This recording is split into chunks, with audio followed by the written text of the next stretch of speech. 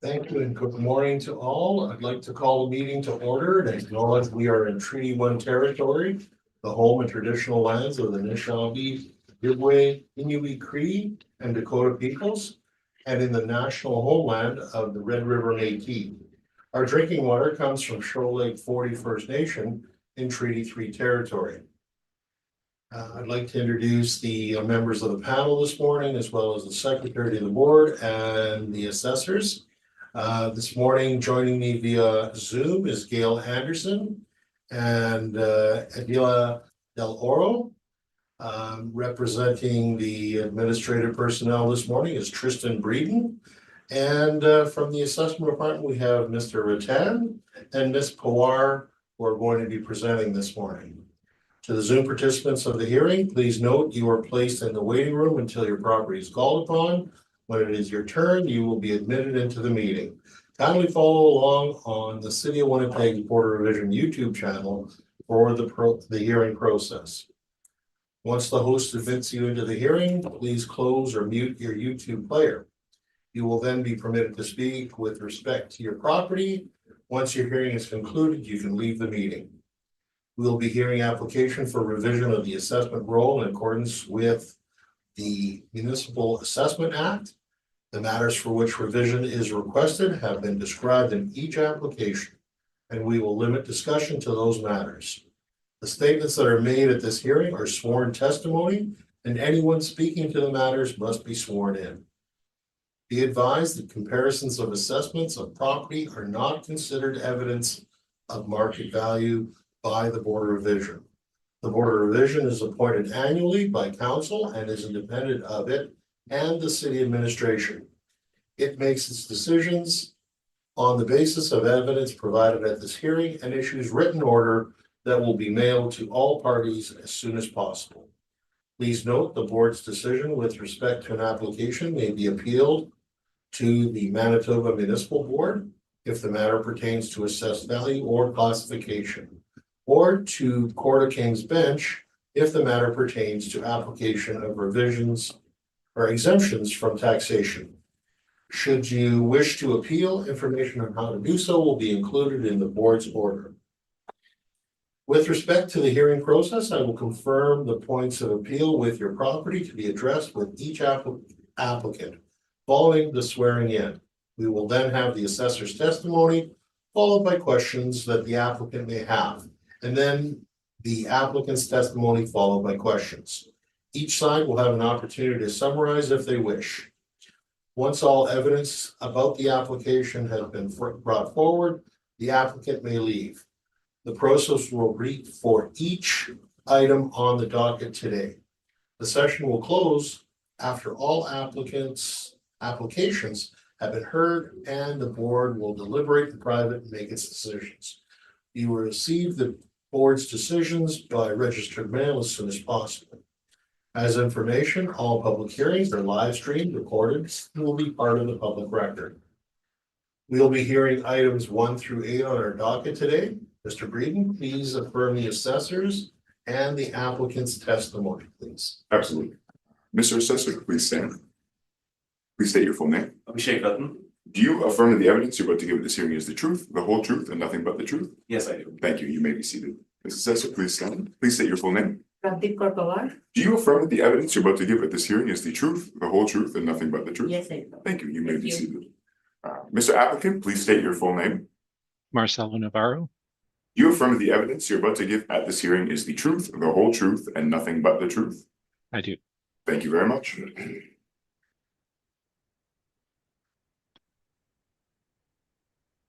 Mr. Rattan, I believe you're up first. Yes, thank you. Please, if we could have your 260 Goulet presentation.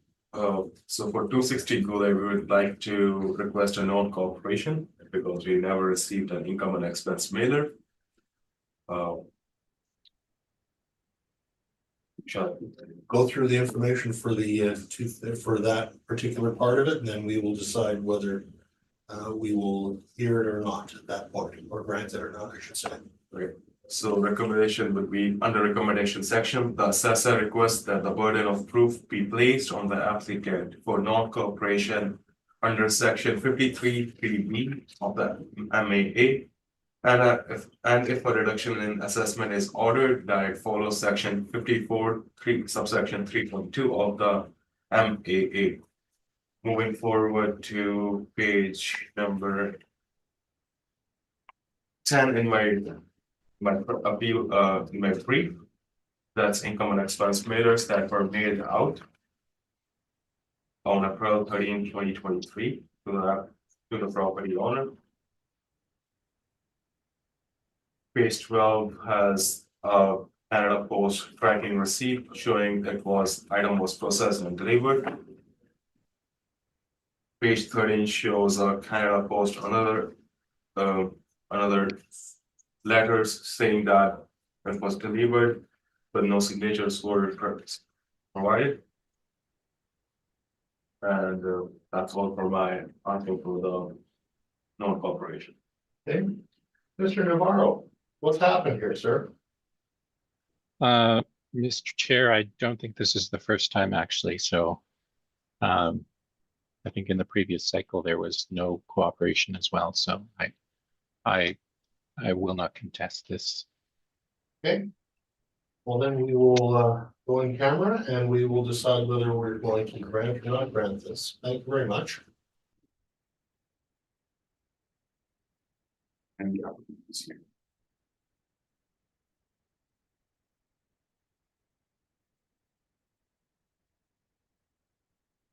Welcome back, and we are going to grant the deferral that the department is requesting at this point. So with that being said, Mr. Navarro, you're up, sir. Okay, this is 260 Goulet Street in St. Boniface. It's right next to a Safeway grocery store. So if you look at page 2, you can see a picture of from the outside. That's a Google picture. If you turn to page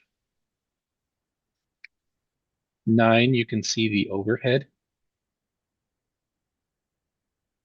And if you look at page 9, again, another outside picture.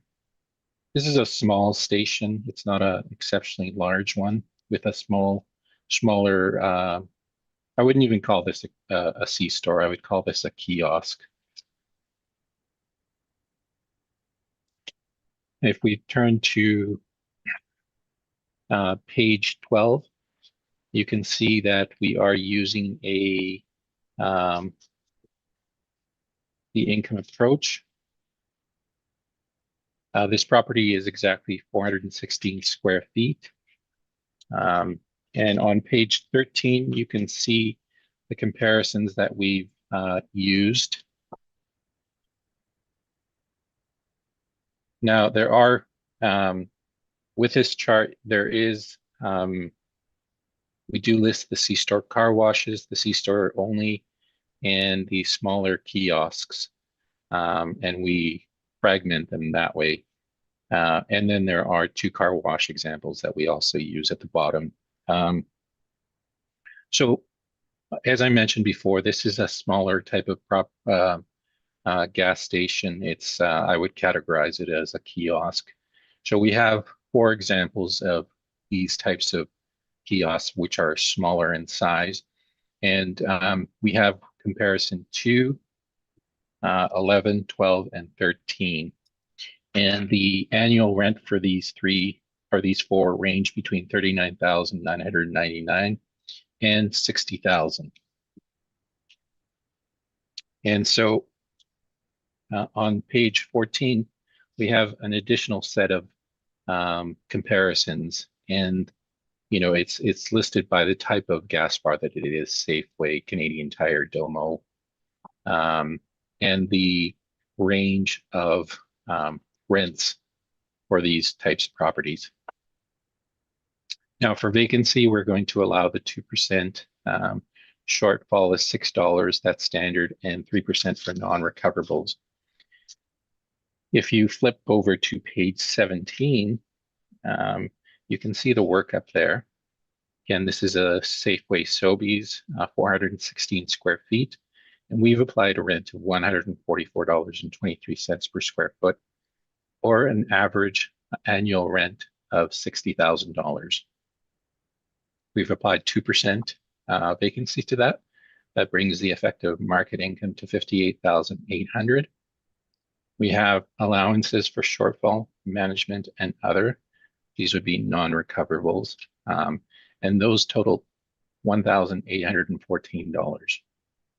So we subtract that from the effective market income, and that gives us a net operating income of $56,986. Now we've applied a 6.50 cap rate to that. That's based on retail parameters. So if you look at page 15, you see our retail top quality class. This is taken from our retail cap study that we also submitted along with this evidence. So the range for the retail top quality class ranges between 6.50 and 7. And we've given it the better cap rate at 6.50. That gives us an income valuation for the gas station of, or the kiosk of $876,709. To that, we've also added adjustments, and the adjustments are cost items, and these would be for any improvements, and typically for the canopies, pumps, and underground tanks. So those adjustments add to a total of $474,000, and typically those cost items are taken from Marshall Swift tables. They would someone would look at the ages of all of the items and simply input them into Marshall Swift. Marshall Swift puts out a value, $474,000. This is what the assessor has suggested, and we don't typically dispute this simply because we use Marshall Swift ourselves. So unless there's something incredibly wrong with the parameters that the assessor is using, our figures usually come out very close to this. So we have no dispute with that. That is why we agreed to the $474,000 adjustment. That gives us an indicated market value when adding the kiosk and the cost items of $1,350,000, not $709, or $1,351,000. And that is my presentation, and I'm open for questions. Thank you very much. Mr. Rattan, questions of the appellant at this point? Yes, I do.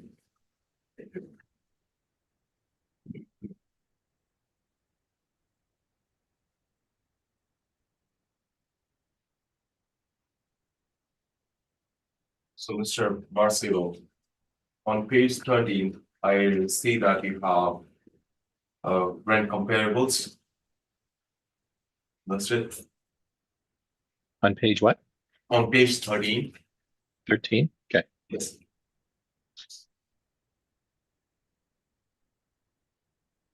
I see there are a bunch of comparables that you brought up after reviewing them. And I see most of them are older leases back from like 2013, 2012. Won't these affect the table rents that were used for the calculation purposes? Well, these leases tend to be long-term, so effectively, I think they would be at market. I think you'll find that most leases in place for gas stations tend to be quite long-lasting, and they do have, in most cases, steps in them. So these are what they are. I don't think you would find leases that are any different. But then why wouldn't we? I also see you have some leases that are from 2020 and 2019. Shouldn't those be considered for the analysis purposes when instead of comparing them with the leases from 2013 back? Because I guess they will be reflecting market more in a better way rather than the old leases. Mm-hmm. Well, if you look at page 13 and the ones that I'm going to highlight for you that range between $39,999 and $60,000. It is comparable to 11, 12, and 13. So let's go over number 2 with a start date of September 19th, 2021. Not exceptionally old lease. Look at number 11, February 17th to 28. Again, that is slightly older, but it's a very long-term lease. Number 12 starts in November of 2020, going up to October 2025. And again, the oldest one, the only one that might have needed adjustment was number 13, October 19 to September 23. Now, please keep in mind that I went to the upper end of this. Okay, we're at $60,000. We're not at 49,000 or 39,000. We're at 60,000. That's all my questions. Thank you very much. Ms. Anderson, do you have questions of Mr. Navarro? No, I don't. Thank you very much for your presentation. Ms. Del Oro, do you have questions of Mr. Navarro? I don't have any questions, thank you. And again, you've chosen a cap rate of 6.5, and again, you reviewed that on what page, sir, again? It's on page 15 of the brief.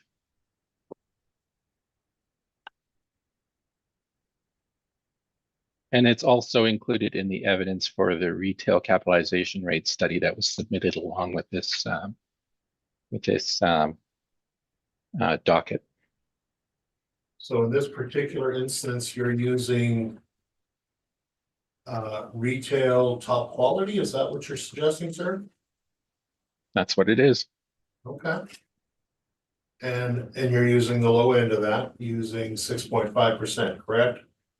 Correct. There's specifically 2 reasons for that. Obviously, that's the location and also the secondary location beside a larger retail facility. So that would be the Safeway. So that would add traffic to it. Okay. And I note that there's it appears to be a typo in on that page where we have applied capitalization rate of 6.75. Yeah, it is just a typo. Yeah. Yeah. I made that assumption. All right. Yeah. Thank you very much. Those are my questions. Mr. Rattan, can we have your presentation at this point, please? Thank you. File number 24-2139, roll number 060930686600, property address 260 Gullet Street, property owner Snowcat Property Holdings Limited. 2025 assessed value based on a reference date of April 1, 2023 is $2,439,000. Moving on to the page 2 and page 3, we have some photographs of the subject property. It's a Shell, so it's a Shell gas station on Gullet Street. Moving on to page 6, we have our income approach used for assessing the subject property. We listed it as kiosk, which is a leasable area of $416 with a rent of $221.30, bringing a potential rent of $92,061. We applied a vacancy loss of 2% and an expense of 3%. We also gave a shortfall of $6 per square feet, which brings the net operating income at $87,463. We applied an overall cap rate of 4.45%, which brings the capitalized value at $1,965,461. Since it is a gas station, it has some other segments related to it, which are mentioned on the page 6 below table. We applied we used software to calculate the cost for those segments, and that come to to additional $474,000. When we sum the capitalized value and the additional building value, the estimated value for the subject property comes at $2,439,000. Moving back to page 5, I have some rent comparable leases.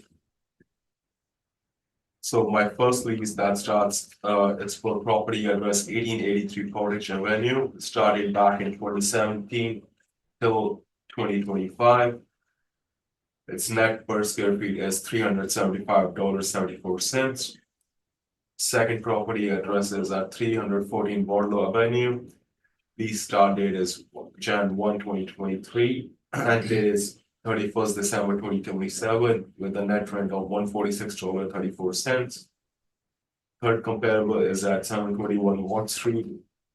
Lease start is November 1, 2022, and it is December 31st, 2027 with $137.89. This brings our mean of $219. Subject property is assessed at $221.30. Now moving forward from page 14 to 18, I have pictures of my rent comparables showing there are small kiosk spaces. Few of them are, all of them are normal kiosks and the gas stations, much smaller in size.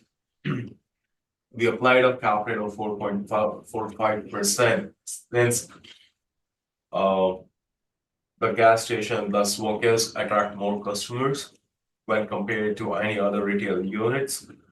Because whenever somebody goes for filling up a gas, they go for buying some small commodities, which attract more customers, and there are low risk factors involved when running those kiosks. And that's the whole reason the cap rate is at 4.45%. And to conclude my presentation, I would ask the board to confirm 2025 assessment value of $2,439,000. Thank you. Thank you very much. Questions, Mr. Navarro?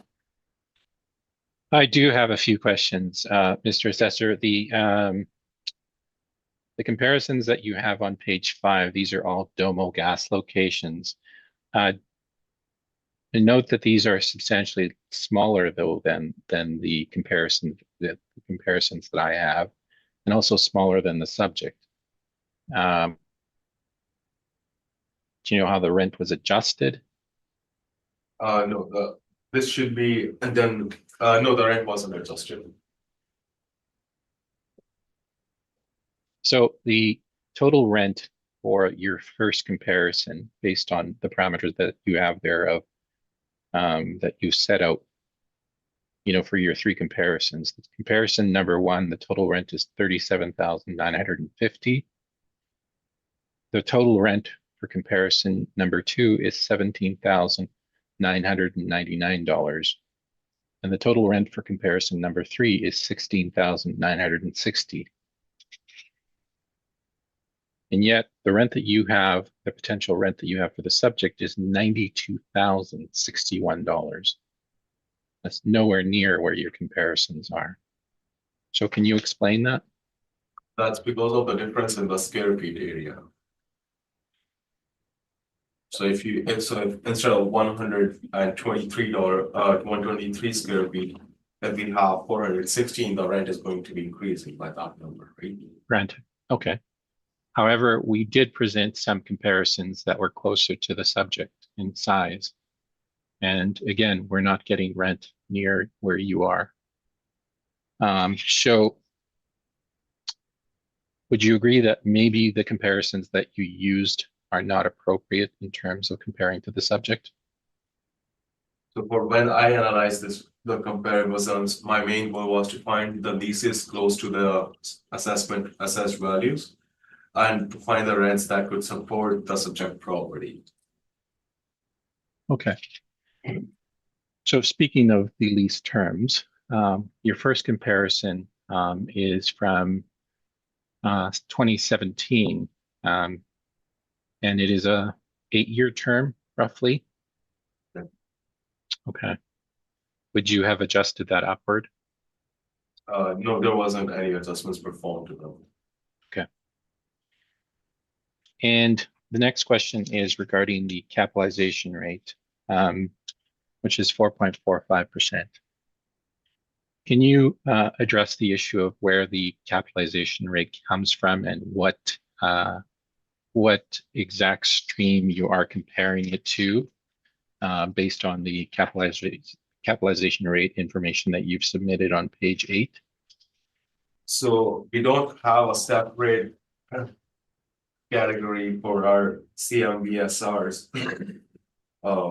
listed on the cap rate study. Would you not agree that this is a retail location? I would agree, and that's why we didn't use the cap rate for the retail, because the cap rate for the retail is 5.85%. But when we compare the a kiosk and a gas station, it attracts more customers, and that's why it has low risk factors to run it. So therefore, we have a cap rate at 4.45% for the subject property. Okay, but we are valuing the improvements though, are we not? Not the business? Sorry? Are we not valuing the improvements and not the business?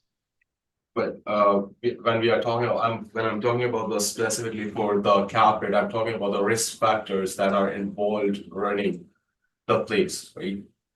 Okay.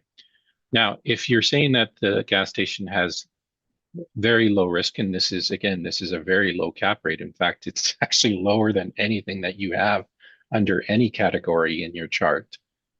Do you have any evidence to suggest that the cap rate would be that low? Nothing right now. Those are my questions. Thank you. Thank you very much, Mr. Navarro. Ms. Deloro, do you have questions? My question was asked and answered. Thank you. Thank you very much. Ms. Anderson, questions at this point? Yes, thank you. In regards to your rent comparables on page 5, which one do you believe is your best comparable to the subject property? So I would suggest for me, for us, the best comparable would be comparable number 1, because it has a longer lease for at least 8 years, and that's on a high traffic area, 1883 Portage. Attracts more because there is a more traffic going throughout that site. So I would say comparable 1 would be a good will be the best comparable, nearby comparables to them. So high traffic area in that Portage Avenue and Goulet experience the same traffic volume? Same traffic, yeah. Okay, so do you have any evidence as to the volumes going through? No, I don't have. Okay. And thank you for that. And in regards to your cap rate, you're saying there isn't a specific line under the cap rate table that these types of properties would fall under? Yes, we do not have any of those specific category in which we can put them under. The closest would be the retail section because it has retail segments in it. But when we see the retail section, there are higher risk involved running them because it's our corner store. Let's say the 7-Eleven, it's a bigger unit, right? So there are more risk involved when we are running a 7-Eleven store when comparing a kiosk. So that's why we had a cap rate which is lower of 4.45%. Okay, and just to confirm, the assessment, all the numbers were done by the system? Yes, it's run by a master building system. Okay, and I'm sorry, I need to go back to your page 5, your rent comparables. All of them were Domo stations. You didn't look at any others? These were the closest comparables that I was able to find, and unfortunately all were from Domo itself. Okay, Okay, thank you very much. I have no further questions. Thanks for your presentation. Thank you. Thank you very much, and I believe my questions have been asked and answered at this point. So nothing further from myself. Any summation, Mr. Rattan? Thank you, Mr. Chair. So, I would like the board to confirm the 2025 assessed value of $2,439,000 based on the right comparables and a lower cap rate, justifying the type of property the subject property is. And thank you. That should be all. Thank you. Mr. Navarro, any final thoughts on this property? I think in summary, it's just it's a slightly larger location, which probably requires some additional review of properties that would be of similar size. Recognizing that the Domo kiosk kind of behave a little bit different than slightly larger comparisons. So that's all I have to say. Thank you very much. This concludes this particular property for the moment. We will move on to item 2. And that is 190 St. Anne's Road. And Ms. Pawar, can we have your presentation at this point? Sure, thank you, Mr. Chair. So file number 24-2497, roll number is 0800-173-0000. Address is 190 St. Anne's Road, owner is Red River Cooperative Limited.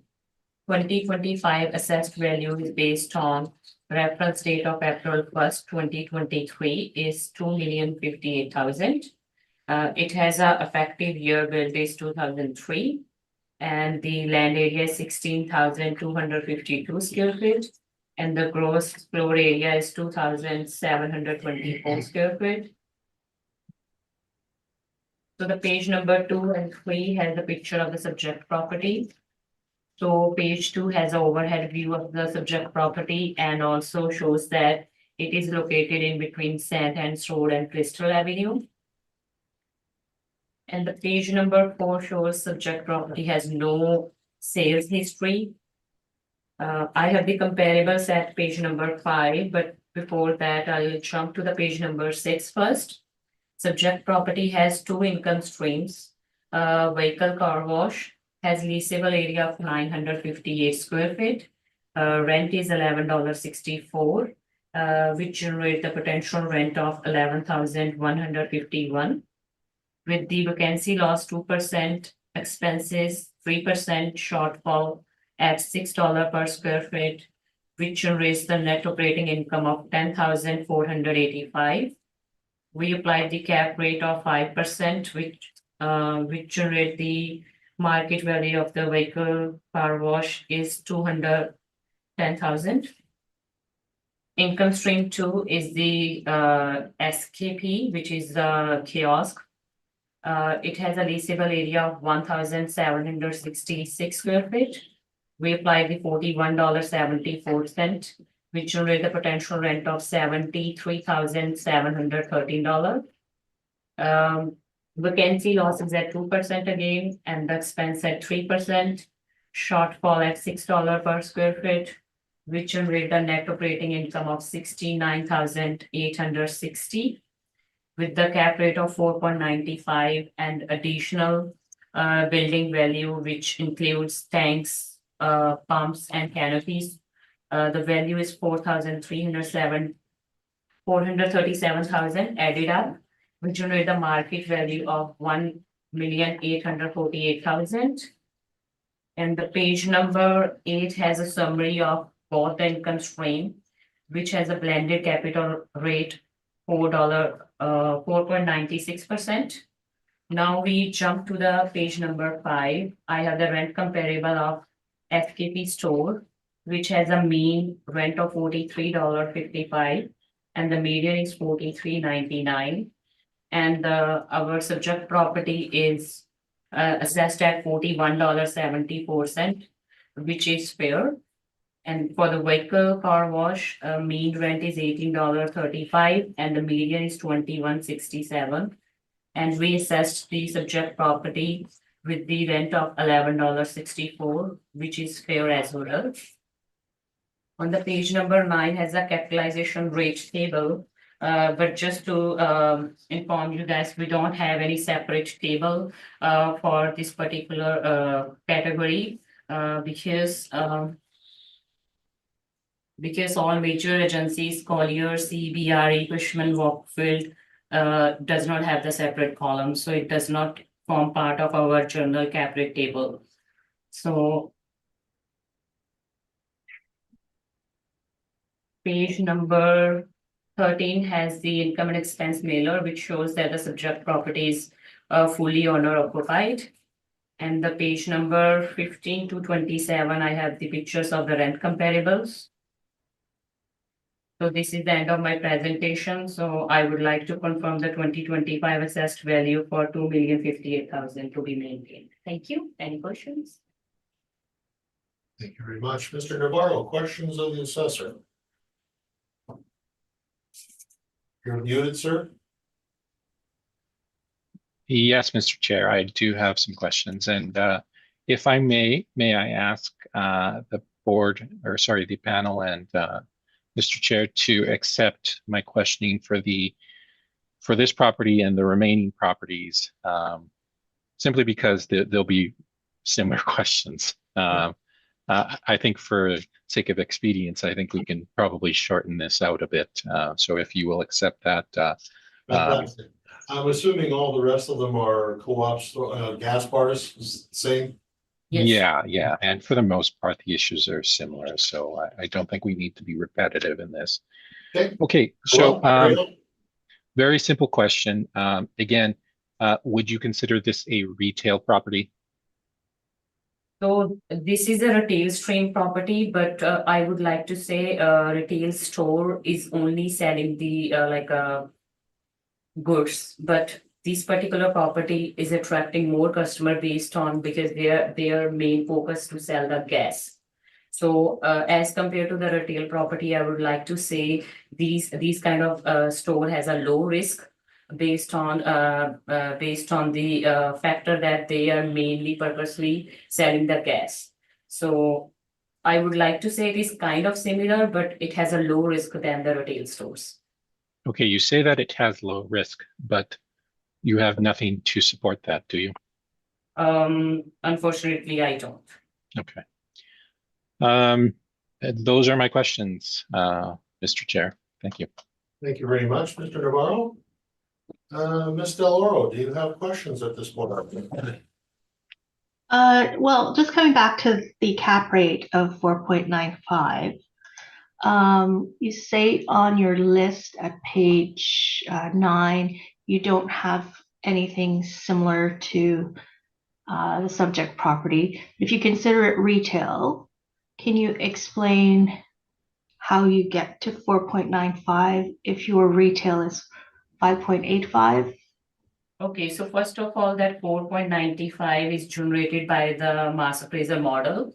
So, and the second, I would like to say that because these kind of VSR has a component of multiple property types within the table. For example, they generally have a retail and the front office space where they sell oil, tire, wiper blades, and other car accessories. Or sometimes they have the office space like admin work and the manager office. So basically, it is the component of everywhere. So we can't really pick one category from this property type. So where do you get your 4.95 from then? It is the mass appraisal system which generate the cap rate. It's not like somebody did it manually. Okay, thank you. No further questions. Thank you. Thank you. Ms. Anderson, any questions at this time? Yes, just in regards to the cap rate, just to follow up on that, what factors are considered in the model when it generates a cap rate? So the cap rate is generally influenced by perceived risk, like which is a factor of age, quality of the building, and the quality of the location and the reliability of the site to generate positive income. So it's all the components play parts to generate the cap rate. Okay, those are all my questions. Thank you. Thank you very much. Um, This is owner occupied, is it not? Yes, it is owner occupied. So there are no rents that you know of for similar types of operations. Yes, There go the problem that you're having, yes. okay?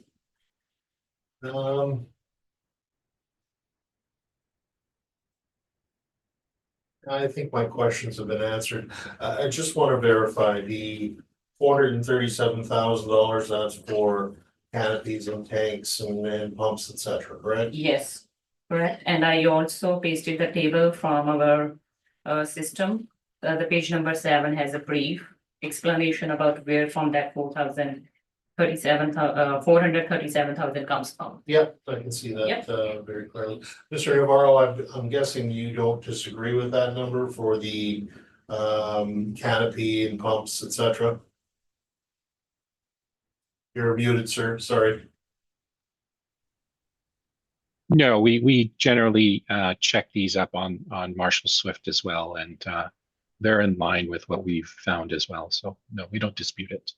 Okay, fair enough. Thank you very much. Mr. Navarro, can we hear from your brief this morning, please? Yep. So this is 190 St. Anne Road. If you turn to page 8, you can see general location. It's a good location. So let's turn to page 13. And these are the comparisons. You'll note that this is a C-store and car wash. And you can see some of the rent comparisons that we've chosen. On page 14, you see the rent that we've estimated. And I trust that the rent is not under dispute because I think we're slightly higher than the assessor on the rent. So I will go over the summary of the valuation on page 16. So we have 2 income streams. Just of note, this is one economic unit. We don't separate this out. To us, it doesn't make any sense to have 2 income streams like you would in say a retail location where there would be a necessity for several income streams, like a shopping center or something like that. As far as we know, this is one economic unit. I don't think you could parse these out. They would sell as one if they did sell. So we consider them as one income stream. Sorry, we consider them as one economic unit with 2 income streams. And you can see there that the total area is 2724 square feet. We've applied a combined rent of $31.48 per square foot. That gives us a market income of $85,760, to which we've applied 2% vacancy, giving us an effective market income of $84,045. Allowances of $2,848, and that gives us a net operating income of $81,197. This is a 6.75 cap rate. Realistically, I think this could be a 6.50 as well. It's strategically placed, and I don't see any real issues with the location. So if you'll allow me, I will just recalculate that out. 6.5%, yes. Yeah. Thank So you. that gives us a value of $1,249,184. Yeah. So 2 million. Could you repeat that again, Mr. Navarro? I apologize. Yeah. So 81,197 divided by 6.50 is $1,249,185. Thank you.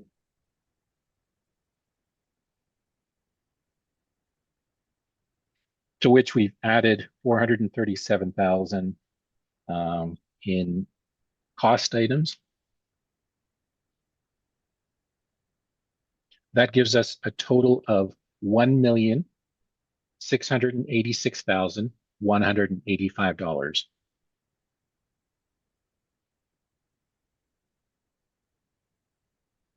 Or 1,686,000 rounded.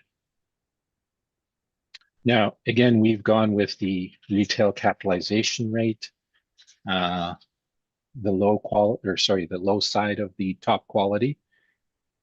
I'll just note that this is a retail location from our perspective, and like any retail location, whether it's a large retail location like any store that you see in a shopping mall, they will have warehouse areas, they will have office areas. There's no difference in this. What we're looking at is the income stream and what type of property this is, which we consider to be a retail property. Regarding the risk of the property, no risk. I would say that's a very, it's not a comment that I would make, simply because I know that the margins for gas stations are very low.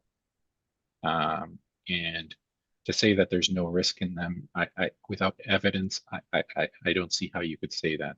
So we're putting it at the top end of the retail class at 6.50. That's the reason that we've applied that cap rate to it. And I've given you the final value in terms of the evidence in the appendix. That is just the income and expense submission from the client showing that they have been compliant. And I'm open for questions. Ms. Pawar, Yeah, I don't have any question. Thank you. thank you very much. Ms. Anderson, questions? Thank you. Just in regards to the cap rate, you put it at the lower end of the top retail of your cap, so 6.5, that's your recommendation. In looking at Collier's cap rate for retail, the low end is 6%. So I'm just wondering about and the same is with CBRE as well, although Cushman and Wakefield is at 6.5. So just question in that regard.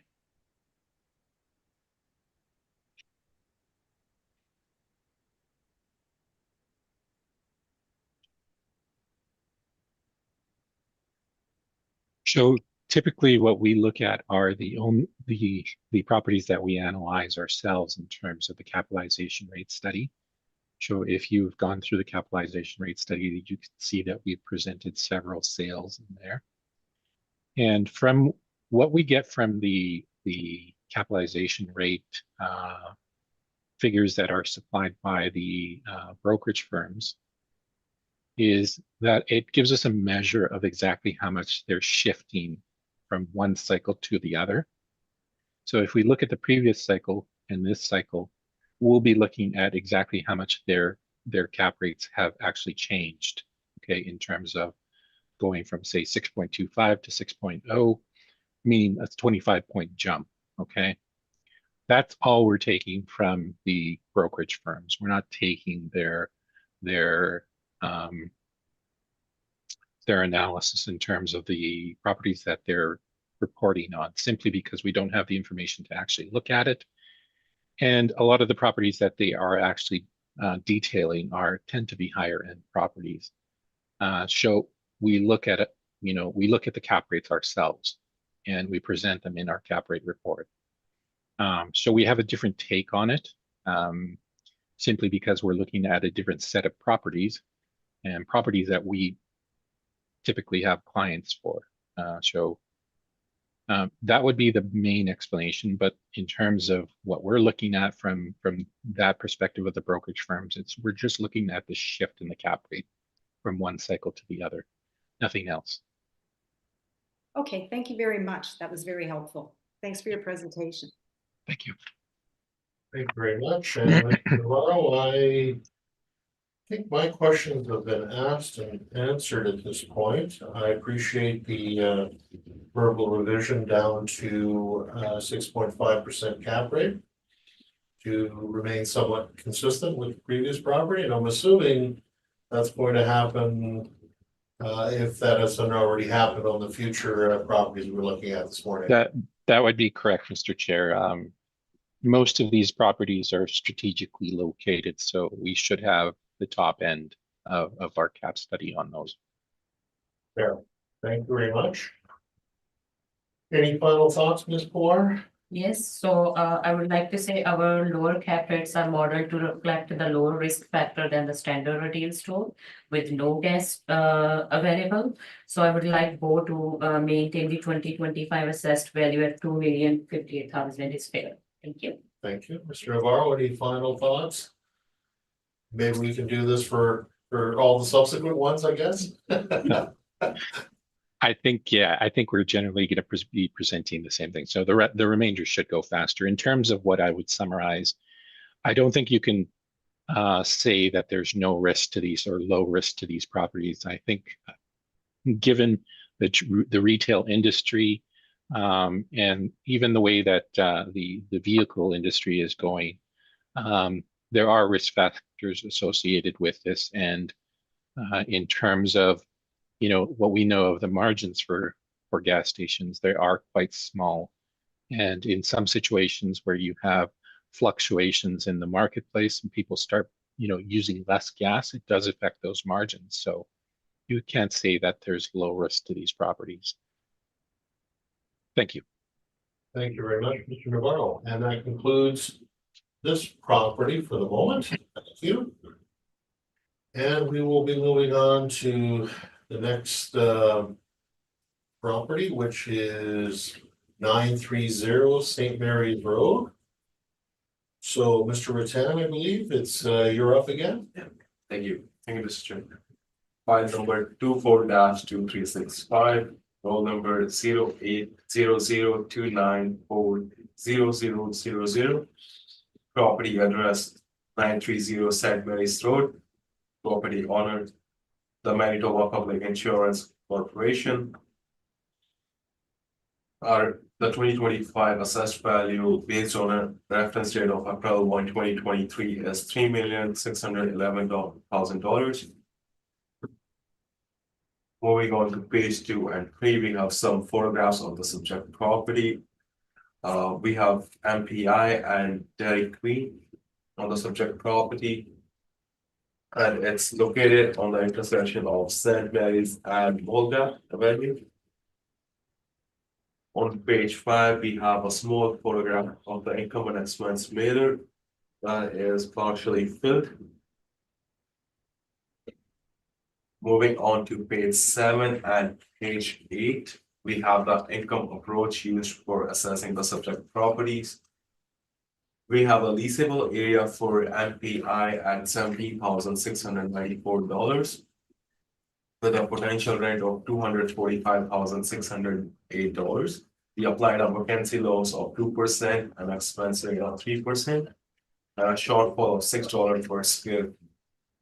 Once we do the math, the net operating income comes at $231,352 for MPI.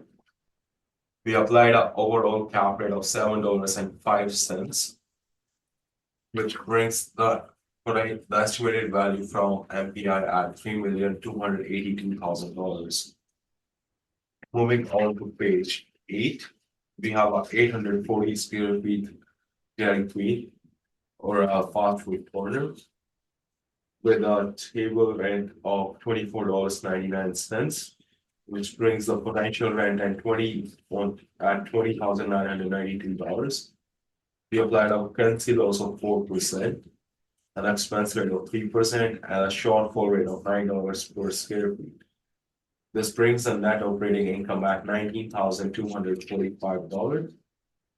We applied an overall cap rate of $5.85, which brings the estimated value at $329,000. Now moving back to page 6, I have some rent comparables for vehicle service carriage and RSTs. I have three comparables for MPI, which are built in the same age, 1967 to 1998. The lease starts back in 2021 and 2022 with a term for 3 to 5 years. The average rent for those are $19.67.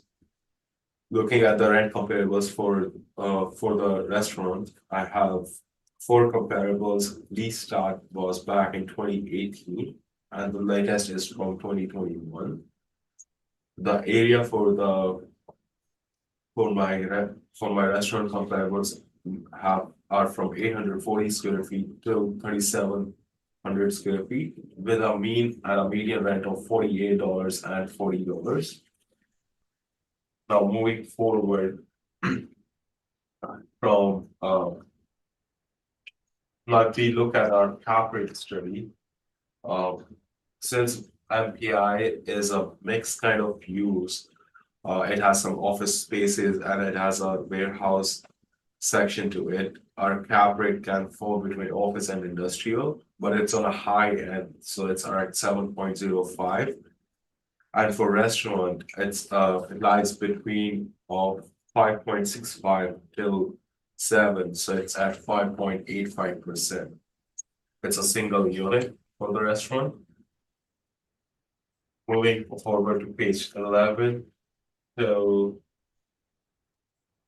page 15, we have an income and expense meter. On page 16 to the end, I have some photographs of my subject properties, of my comparables. So to conclude, I will ask the board to confirm 2025 assessed value at $3,611,000. Thank you. Thank you very much. Mr. Navarro, questions at this point? Mr. Chair, I think we can just, use the same questions that we had for the previous one for this one. I don't think there's any reason to prolong this, so no further questions. Thank you very much. Appreciate that. Ms. Anderson, questions?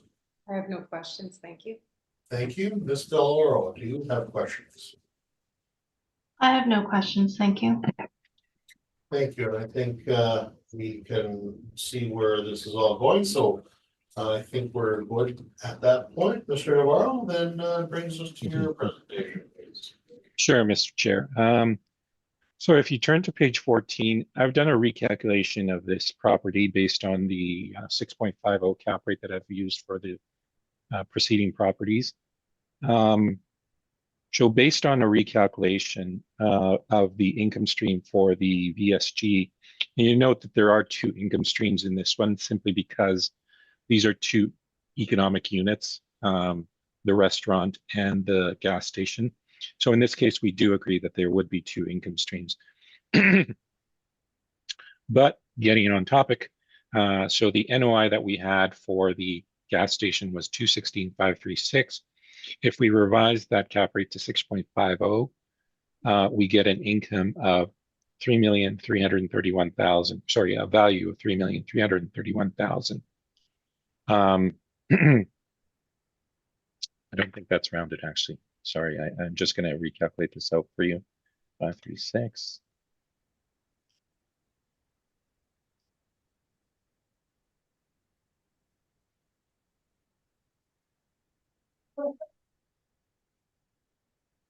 Okay, it's $3,331,323.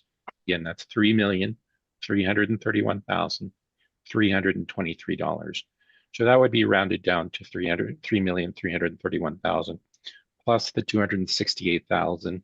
That gives us an income value of $3,599,000, which is about $11,000 from the assessment. So in this case, we will ask for a confirmation. Okay.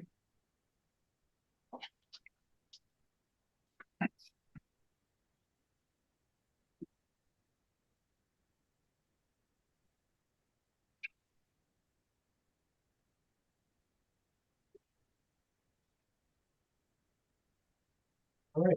Request for confirmation. We will accept that at that point. So we can move on to the next property. That'd be property number 4 on our document.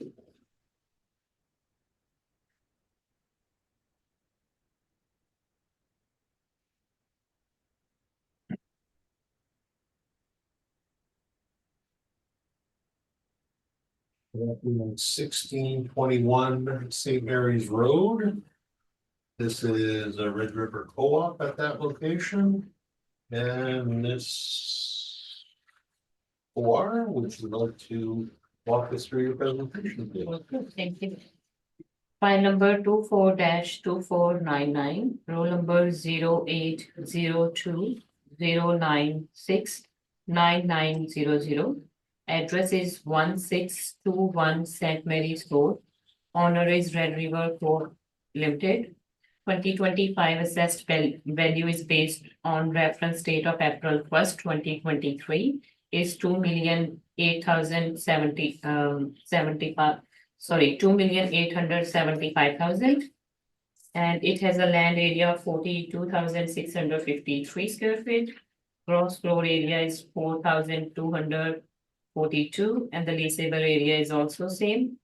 It has an effective year built is 2004. Page number 2 and 3 has a picture of the subject property. It is located in between St. Mary's and Vista Avenue. And the page number 4 shows it subject property do not have any sales history. Page number 5 has the rent comparable. And I have the 2 income stream for the subject property on page number 6.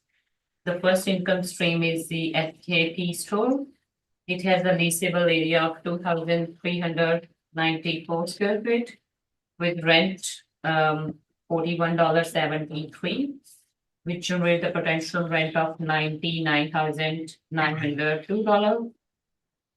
It has a vacancy loss of 2%, expense at 3%, shortfall of $6 per square feet, which generate the net operating income of $94,680.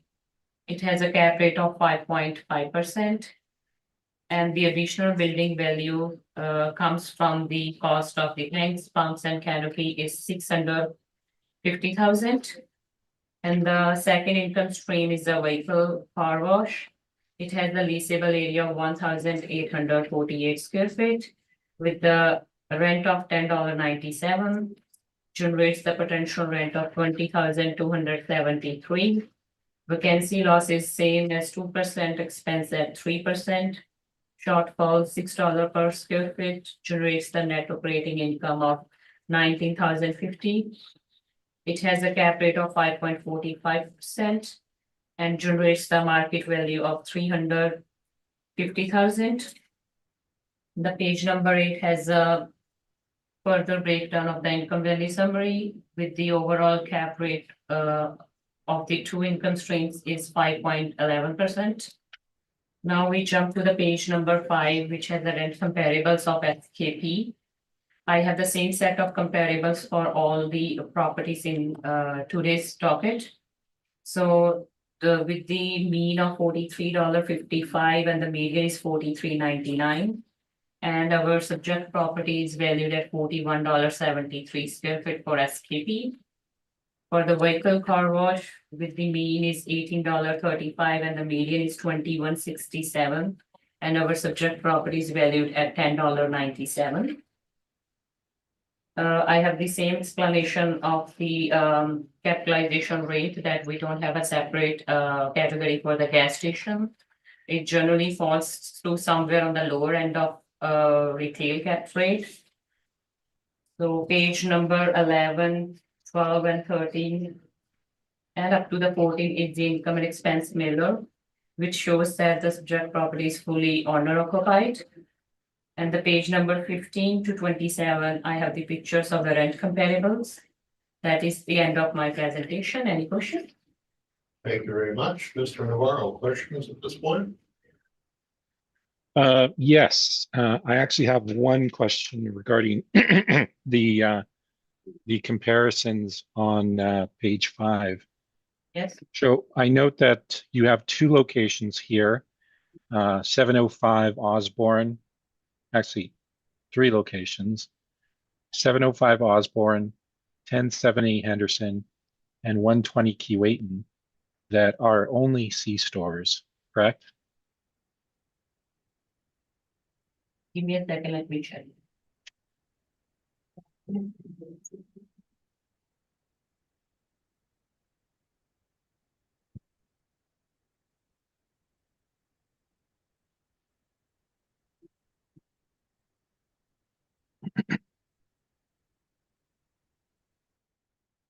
I think all has a C store, the 1425 Metcalfe.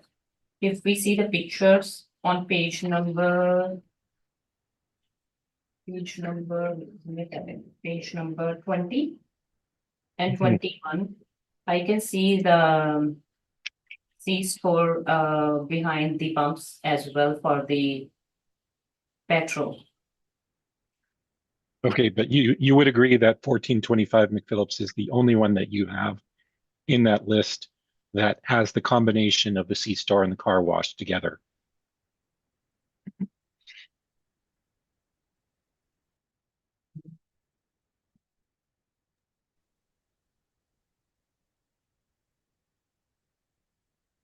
I would like to say yes. Okay, thank you. Those are my questions. Thank you very much, Mr. Navarro. Ms. Del Loro, do you have questions at this point? I have no further questions. Thank you. Ms. Anderson, questions? I have no questions, thank you. Thank you very much.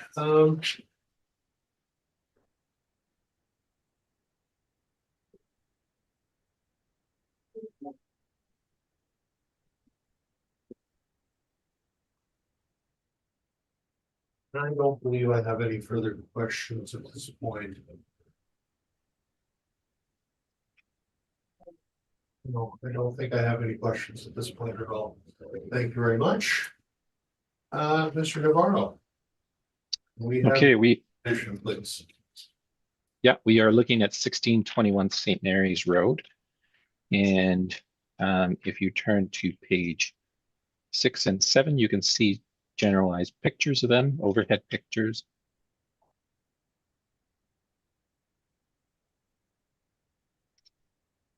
We can flip right to the income approach. This is a combination C-store and car wash. So on page 12, you can see that I've outlined the situations where we have the combination C-store and car wash in green. So in this situation, they are generating a higher income, okay? So it's clear that adding that additional feature of the car wash does add additional revenues to this type of property. And you can see that in the range. I mean, they go from 90,300 right up to $126,999. So the rent that we've chosen for our subject is $26.51, and that creates an income of $112,476. That is well within the range of the comparisons that we've chosen there. 2% vacancy, $6 shortfall, and 3% non-recoverables. We are going to go with 6.50 cap rate, regardless of what we put in there. Again, this is the top end, and it is strategically located, so we think that it would be at the higher end of the, or the lower end of the top quality class for retail. So we have on page 16 the summary. So 4,242 square feet for the two income streams. And again, we note that this type of property would not sell separately. It is one economic unit. You wouldn't parse out the car wash and buy a car wash and not buy the gas station. So that doesn't make sense to us. So we have it under one income stream, sorry, under one premise with two income streams. And so that produces a market rent of $112,476, 2% vacancy allowance, $110,226 for effective market income. We have allowances of $3,000 $816. That brings our net operating down to $106,411. And based on a 6.50 cap rate, that is an income value of $1,637,092. So that's $1,637,092. Sorry, So that I'm a little slow on the draw this morning. So 1,000,000, 637,092. sorry, thank you very much. Okay. And to that, we've added the cost elements, which we don't dispute, 650,000, and an indicated market value of $2,287,092. So that again is $2,287,092. And that's rounded down to $2,287,000. And beyond that, we've included in the appendix the income and expenses that were submitted, showing that the client was compliant. So I'm open for questions. Thank you. Thank you very much. Questions at this time? No, no question. Thank Thank you. you very much. Ms. Anderson, do you have questions? I have no questions. Thank you for your presentation. Thank you. And Ms. Del Oro, do you have questions? I have no questions either. Thank you.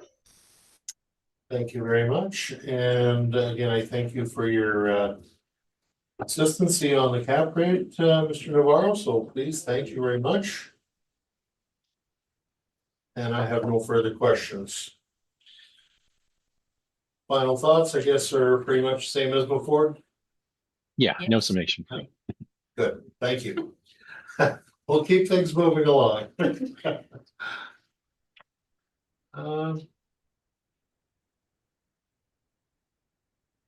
Just.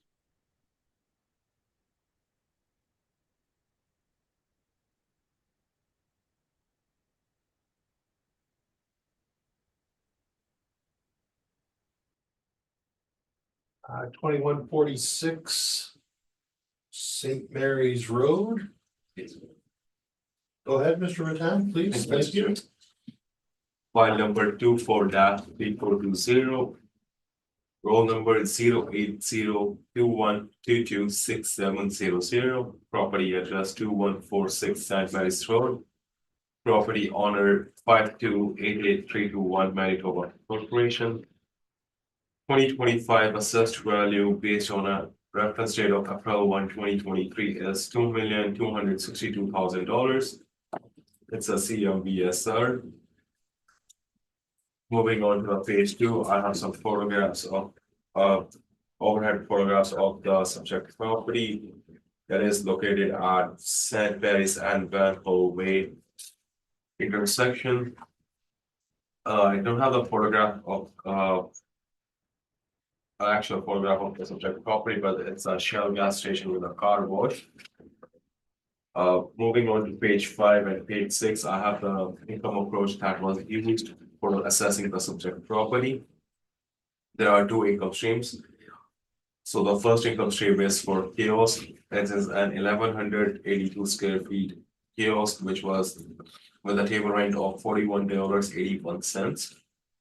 We applied a vacancy loss of 2%, an expense for 3%, and a shortfall at $6 per square feet. This brings our net operating income at $46,836. We applied an overall cap rate of 4.8%, which brings the capitalized value at $975,000 or $975,750, rounded upwards to $976,000. Looking at the other income stream for vehicle car wash, it's a 7,048 square feet area, which was with a table rent of $9.03. This brings a potential rent of $63,643. We applied a vacancy loss of 2%, an expense rate of 3%, and a shortfall at $6 per square feet. This brings our net operating income at $59,653. We applied an overall cap rate of 6.7%, which gives a capitalized value at $890,343. We have additional building value at $396,000. This consists of like tags, wheel pumps, canopies, fencing, which brings the estimated dollar value of $1,286,000. Now, moving back to page 4, I have some rent comparables for the kiosk and vehicle car wash separate. The weighted average and average weighted average and the median for my kiosk comes around $42 and $43.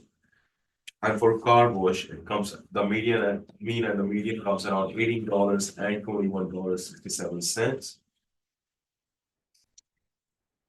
Moving forward, to the cap rate study, we don't have specific category for our kiosk section, but as discussed earlier, we say it's a low risk business because of the extra customers that it gets when they come for fueling up the cars. But again, we don't have any of the specific categories in our cap rate study to represent that. And for vehicle car wash, we are at 6.7% right now. Going forward from pages 10 to 13, it's an owner occupied property as per the income and expense meter. Showing that there is no income there.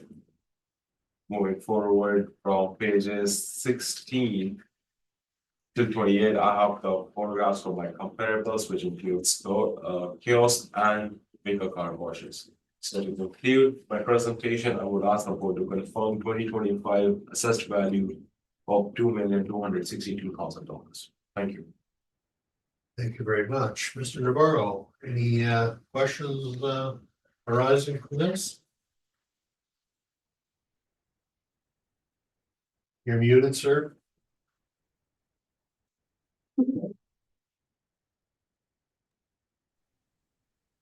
There we go. Indeed. Took a while to find that audio button. I do have one question again, and it relates to the previous question that I asked the other assessor in the previous property.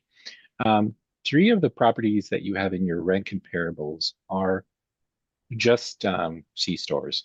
And the one comparison that you do have is 1425 McPhillips Street, but you have $43.99 for the C-store. And I see below you have $21.67 for the car wash. So if you put those 2 together, what do you get? That's something around $65. That's gonna be. But if you put those 2 together, you get $65. Yep. Okay. Okay, we'll go with that for now. Those are my questions, Mr. Chair. Thank you. Thank you. Ms. Del Oro, any questions at this point?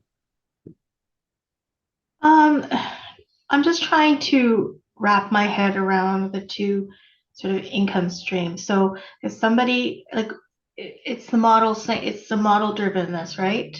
Yes. Okay. If somebody comes in to get gas and they also get a car wash, how is that any different from them picking up anything else at the convenience store? How do you decide that the car wash is a separate stream as opposed to them picking up a pack of gum?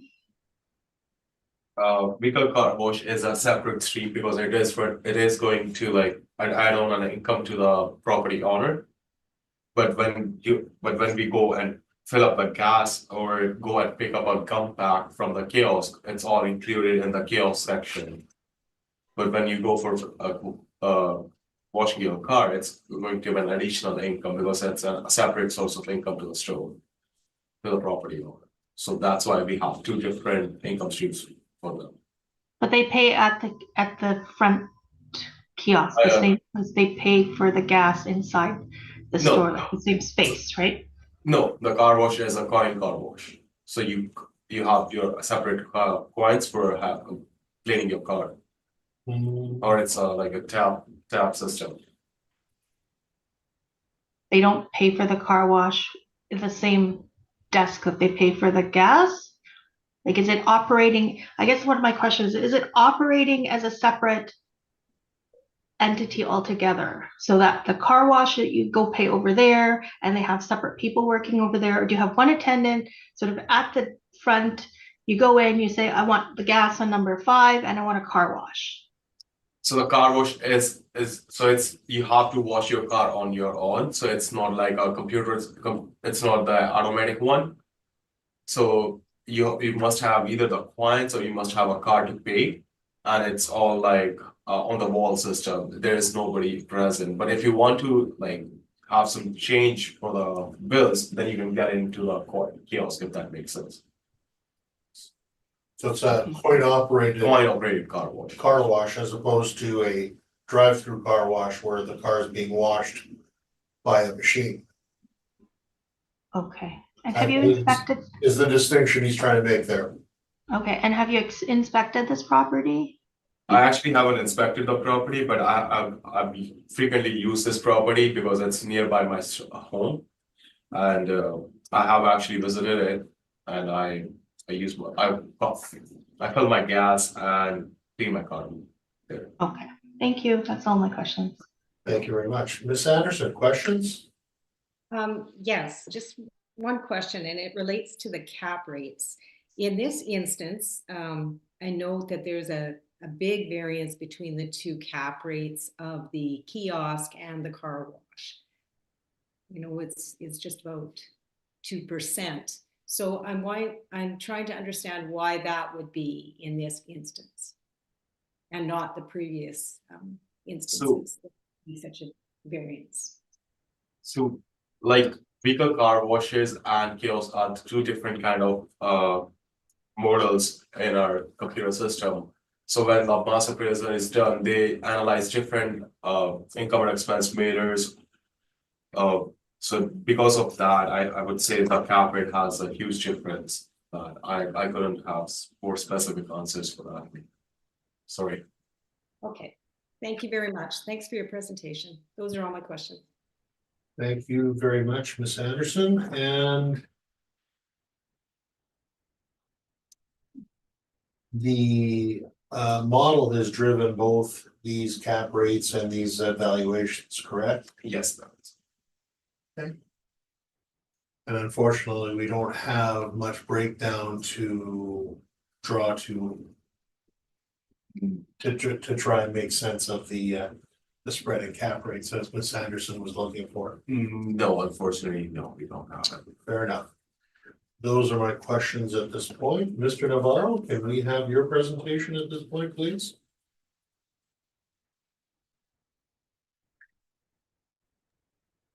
Yes. So this is 2146 McPhillips Street. And No, 2146 St. Mary's Road. St. Mary's Road. Let's keep on the same street, please.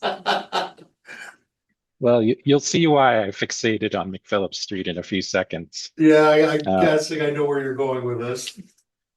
Okay, so let's look at the pictures on page 6 and 7 for the location. We'll want to turn to page 13, and this is where I'm going to get fixated on McPhillips Street. So we've outlined several situations of C-store and car washes detailed in the green there, and they are obviously producing more income, and we've noted that. We're ranging between 90,000 and all the way up to 126,000. Now, the particular situation that we're looking at is the McPhillips Street location. And if you note the question that I asked the assessor, when I asked him, when you combine those two elements together, what rent do you get? Well, here we have it. It's $27.72 combined. And that would make sense because the C-store generally produces a higher income than the car wash. It tends to bring it down. So it's not $67 like the assessor had noted. It is more like $27 combined. Now, in this section, we'll note that we have a combined income stream of 116,240. It's based on the 8,230 square feet and the $14.12 rent. Now that is slightly higher than the assessor's combined income. 2% vacancy, shortfall of $6, and non-recovered allowance of 3%. In terms of the cap rate, we're going to go with the same 6.50 cap rate that we've noted before. So getting onto the issue of how we do things in terms of the income streams. So the way that we look at this is that this is one economic unit. It would sell as one economic unit. To suggest that there's two income streams there and two cap rates for those two entities there with economic unit with two income streams. Effectively, what the assessor has is two economic units. So they would produce one cap rate for both. And in terms of the profile, we have a net operating income on page 16 of 109,511. The 6.50 cap rate produces a 1,684,785. That's 1,684,785. And we have added $396,000 in cost items for a total of $2,080,785 or $2,081,000 rounded. Sorry, that number was 2,000,000. 81,000 rounded. Thank you very much. And beyond that, we have the income expenses supplied by the owner, showing that they have been compliant. And I'm open for questions. Thank you very much. Mr. Penn, question at this point? The only question I would have is for the McPhilip Streets, the $27. Where did you get this number from? Actually, That would be from the combined total of the income that property produces, divided by the square footage of the C-store and the car wash put together. Just as how we've valued this property on page 16. So we have an SKP and a VCW, and we combine them into one income stream or two income streams for one premise. So that's exactly how I calculated the McPhillips Street out. will this calculation affect the 60, like, will this drop the $65 rent to 27 because of this calculation? Sorry, I'm not getting your question. Can you please repeat that? So my question is, you came up with a number for net rent per square feet at $27.72, right? Yeah.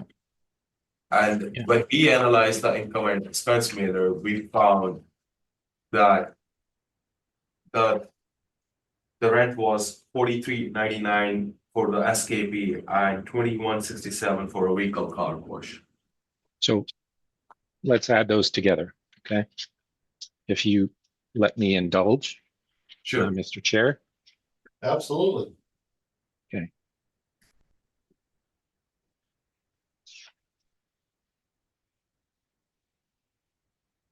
So the McPhillips Street station, or sorry, the McPhillips Street gas station, not the But gambling again. yeah, not the gambling property. So we have a combined total of $23.30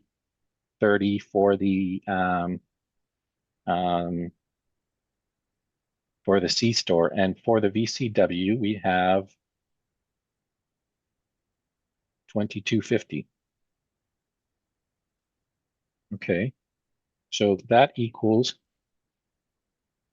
plus $22.50, $45.80 square feet in total. Okay, Yep. Are you following? Yep, Okay, and that is exactly what we have on page 13 under the leasable area, correct?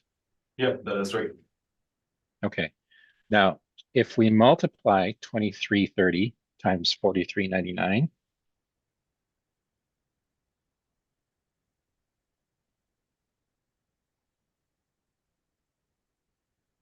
that gives us 102,496.70. And if we multiply 2250 plus 2167, that gives us 4417. Sorry. 2250 times 21.67. 48,757.50.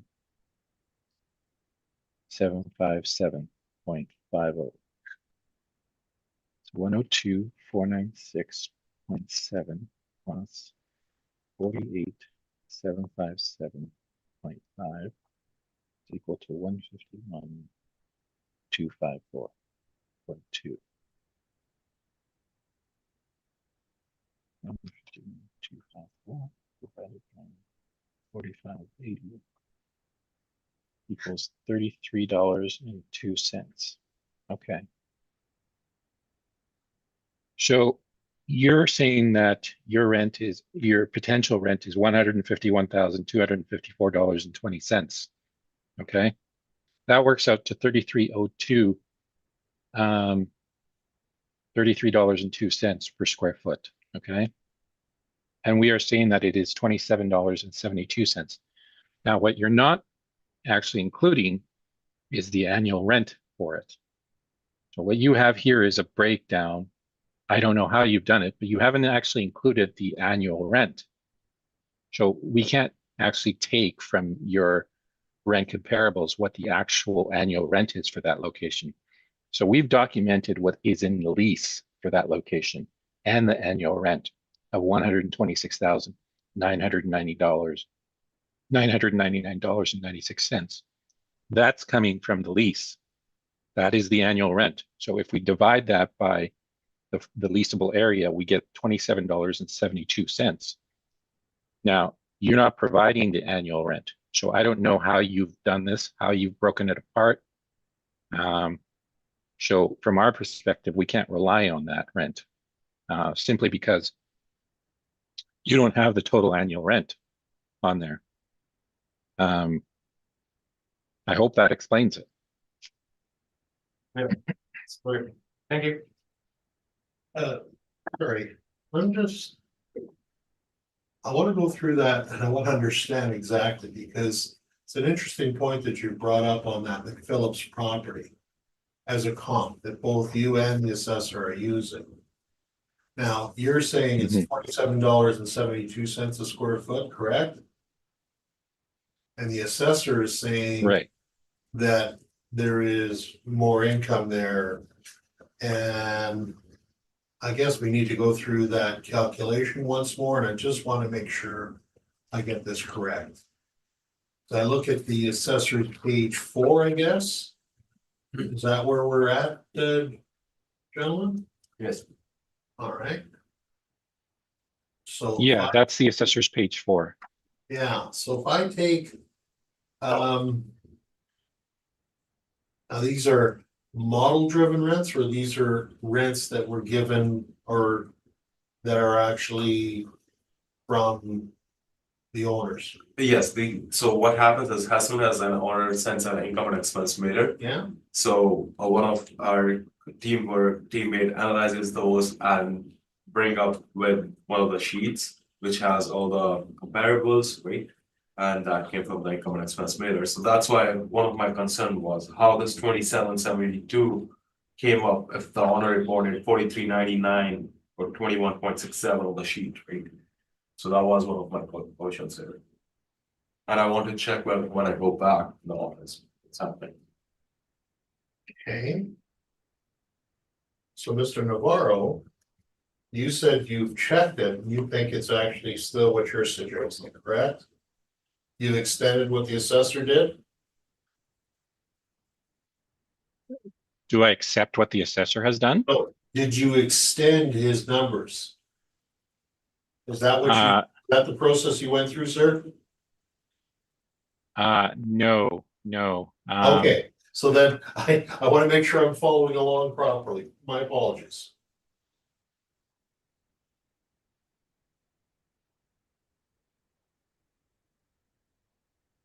Sorry, would you like the explanation that we give for it? Yeah, like ultimately you've come up with a lower number overall, of course. The assessor has got it broken down between the two parts, which I can understand what he's trying to do. I'm just trying to make sense of the both positions together at this point. Okay, so what we have in our lease information is the rent that this location actually generates, okay, on an annual basis. And that would be under the annual rent column, This is in your presentation on, page 13. okay, page 13, yes. So that would be Okay, one so 26,996. that is based on, yeah, Right? exactly. Sorry, I just Now, want to follow along. Okay, so added to that, the owner doesn't actually break up the amounts between the car wash and the C-stores. So I'm actually not sure where the assessor gets that from. They're leasing the entire entity, and this is what I tried to explain, that in terms of this type of property, this is one premise with two income streams. It's not two premises. And so I don't know how the assessor has generated a separate rent for the car wash and a separate rent for the C-store when it's all under the same rent, okay, the same lease. The totality of the income that this property generates on an annual basis is 126,999.96, which divided by the combined area of the C-store and the car wash works out to $27.72. So this is the point that I was trying to make, is I don't understand how the assessor has broken this up into two different rents. And at the same time, they haven't provided the annualized rent.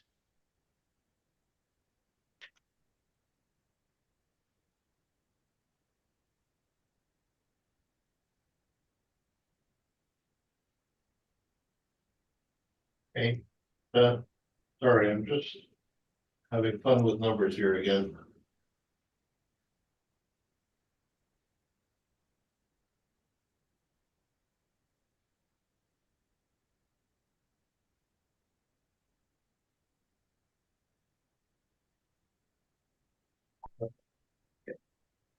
That just isn't working very well. Now it's.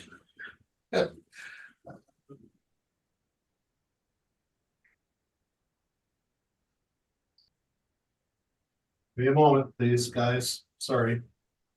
I have to have this answer the way I think it should come out.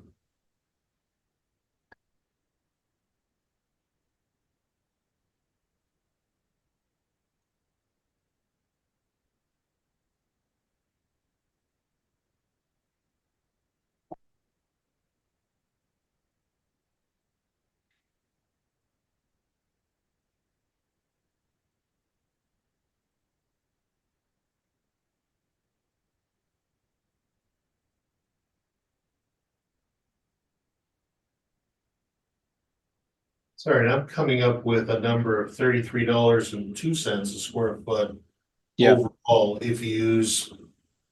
Okay. Yeah. And yet you're saying your numbers are $27 and change overall. Okay, so this is exactly the point that I was trying to make, and I actually worked out that very same number for you a few minutes ago. Yeah, and So I'm sorry, I just needed to make sure I understood it completely. So basically what I'm saying is that based on the way that the assessor has parsed this out between the two different income streams, it's actually generating more income than the property is actually generating. So this is what I wanted to make sure that you understood is that this makes no sense because the property only generates $126,999. It doesn't generate $151,254.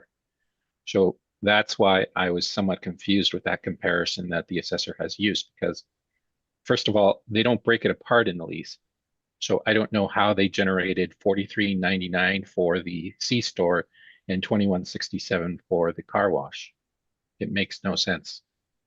The only thing possibly is maybe a different year of rent. Is that a possibility between those two positions? $5 a square foot is fairly significant though, in an increase in rent. Yeah, exactly. We're looking at the most current information, so I don't know where this is coming from. All right, my apologies. I didn't mean to pull things up, but please conclude and then we'll go from there, sir. Okay.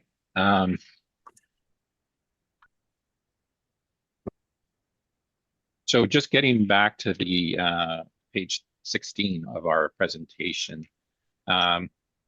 Hopefully that was not a fruitless effort because our rent and NOI is actually higher than the assessors. So, but I was just trying to make the point that that lease doesn't seem correct in the assessor's information. So again, our NOI was higher. We came to a rounded value of $2,081,000.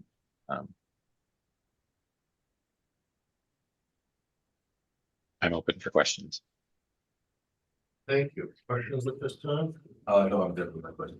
Thank you very much. Ms. Anderson, questions at all?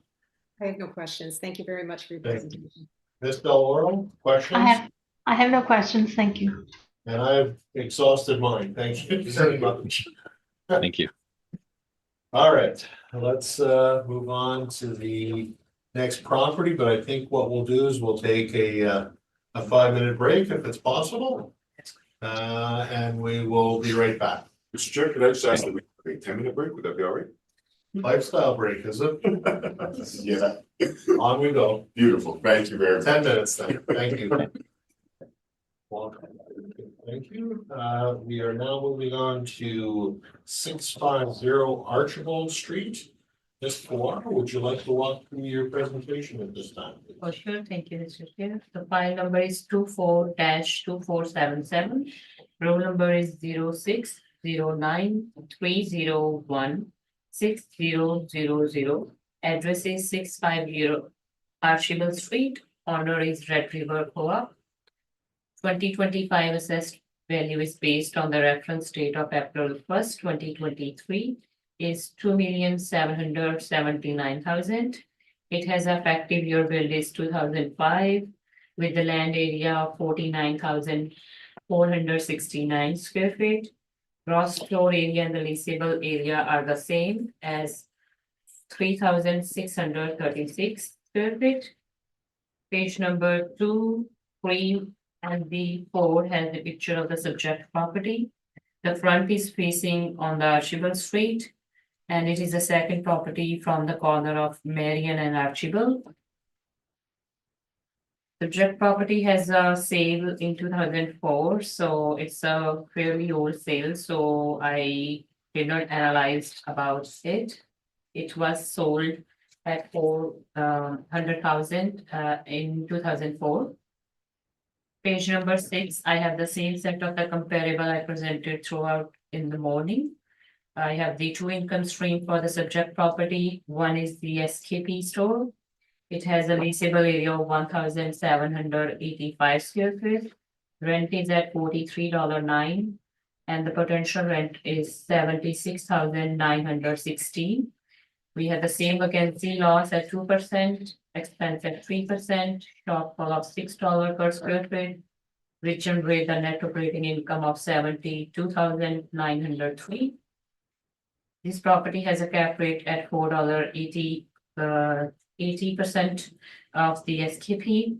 Additional building value comes from the tanks, pumps, and canopies of $909,000. Which has the market value comes up at $2,428,000. Second income stream is the vehicle car wash. It has a leasable area of 1,851 square feet. Rent at $11.01. Potential rent comes up 20,380. Same vacancy loss at 2%, expense at 3%, shortfall of $6 per square feet. Generates the net operating income of 19,151. It has a cap rate of 5.45%, which with the market value at 351,000. Page number 9 has the income value summary, which shows the overall cap rate of the two income stream is 4.92. And the page number 12 to page number 15 has the income and expense mailer, which shows that the subject property is fully owner occupied. On the page number 16 through 28, I have the pictures of the rent comparables. So this is the end of my presentation. Any questions? Thank you. Very much. Mr. Navarro, questions at this point, sir? Mr. Chair, I've already asked the questions in the previous examples that we've had today, so no further questions. Just wanted to give you the opportunity, sir. Yeah. I appreciate it. Ms. DeLauro, questions at this point?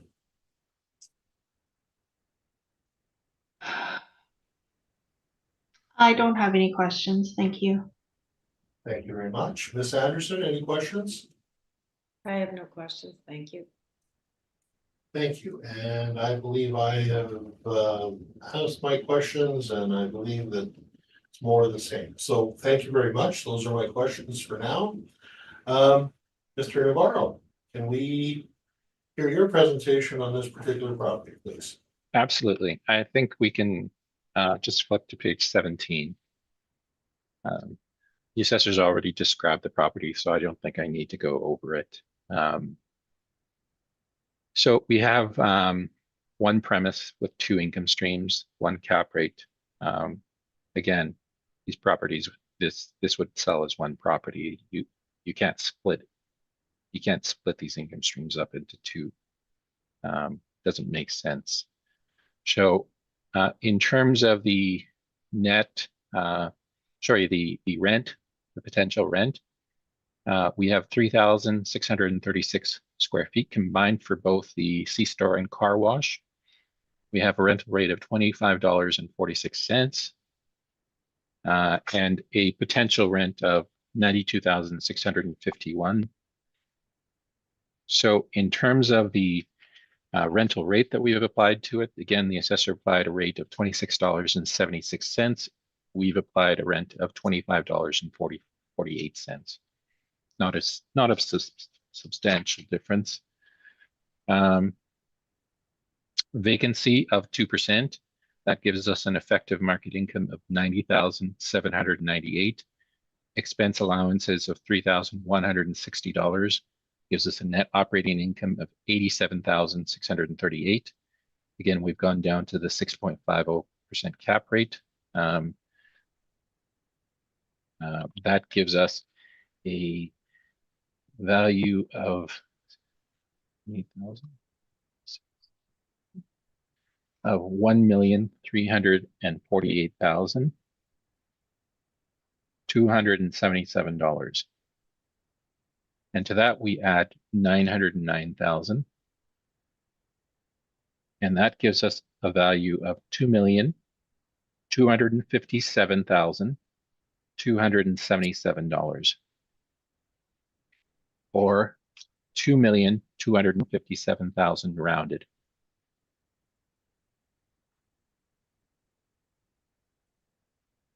Thank you. We're good? Okay, so the remainder of it is just the income and expense information showing that the client is compliant. So I'm open for questions. Questions at this time, Ms. Moore? I have no question. Thank you. Thank you. Ms. Anderson, questions? I have no questions. Thanks for your presentation. Thank you very much. And Ms. DeLauro, questions? I have no questions. Thank you, Chair. Thank you very much. And I believe I have no questions also. So I will thank you both for your presentation on that, and we will move on to the, I believe, to the final property. No, second. So, Final for each. All right, just a moment. Oh, yes, we have a couple more. All right, so let's look at, sorry, 717, Ajamodier. File number 24. Sorry, just. My apologies, just, there we go.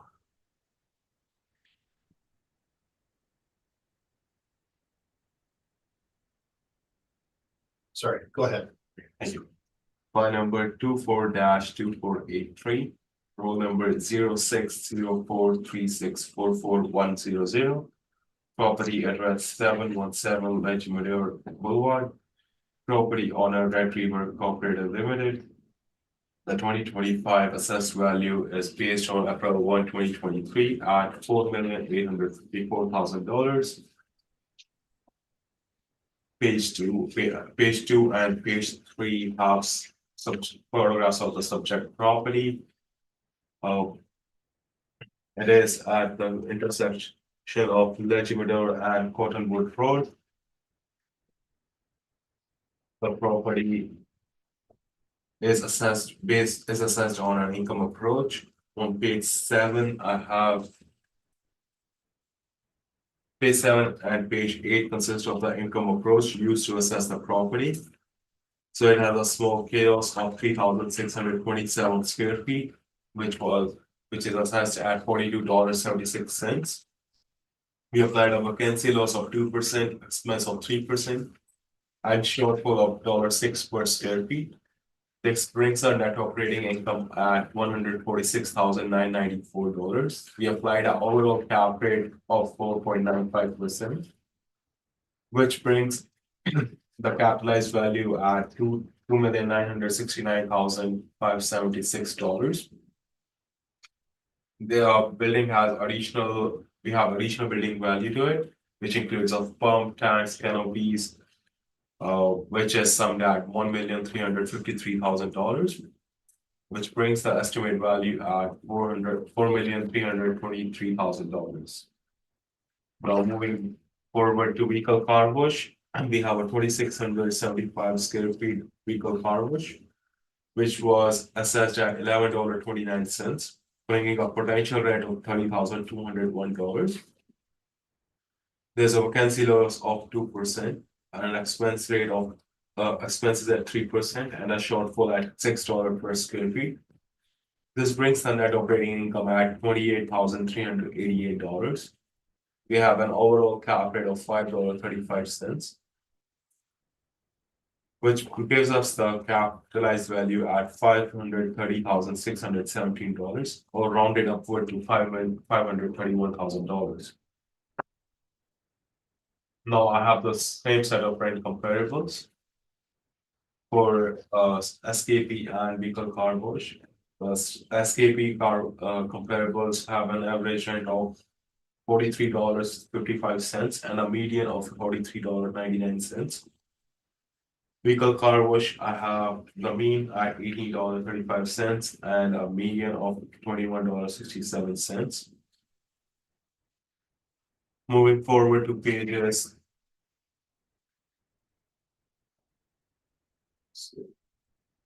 12 to 15, I have the income and expense mailer, indicating that it's a all fully owner occupied property. And moving forward from page 16 till the end, I have the photographs from my rent comparables. So to conclude, I would ask the board to confirm 2025 assessed value at $4,854,000. Thank you. Thank you very much for your presentation. Mr. Navarro, questions at this point? I don't believe so, Mr. Chair. I think we've asked those questions in the past. Yeah, It feels that we've no looked worries. at. Just going through the procedure. Ms. Del Oro, questions at this point? I have no questions. Thank you, Mr. Chair. Thank you very much. And Ms. Anderson, questions? I have no questions. Thank you. Thank you, and I have no further questions, so Mr. Navarro, if we could hear from your perspective, please and For thank you. sure. Yeah. So again, I think we can expedite this and just go to page 17 of the brief. And is everyone there? Give me a moment, sorry. Just lagging a little bit.